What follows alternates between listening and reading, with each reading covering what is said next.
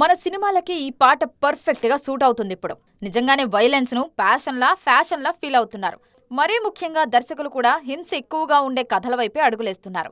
Censor board ఏ certificate ఇచ్చినా okay గానీ violence లో మాత్రం తగ్గేదలే అంటున్నారు. ఈ మధ్య అలాంటి సినిమాలే కాసులు కురిపిస్తున్నాయి కూడా.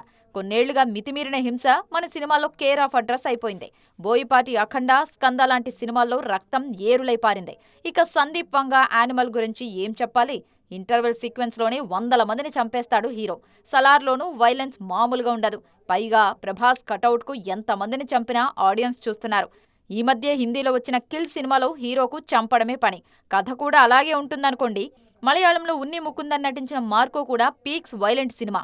నాని హిట్ 3 మోతాదుకు మించి హింస ఉంటుంది. వీటితో పాటు చిరంజీవి, శ్రీకాంత్ వదిలా సినిమా, మరికొన్ని ప్రాజెక్ట్స్ కూడా ఓవర్ వైలెన్స్ తోనే రానున్నాయి. తాజాగా బాగీ 4 టీజర్ చూస్తుంటేనే భయమేస్తుంది. టైగర్ ష్రాఫ్ హీరోగా నటిస్తున్న ఈ సినిమాను కన్నడ దర్శకుడు హర్ష తెరకెక్కిస్తున్నారు.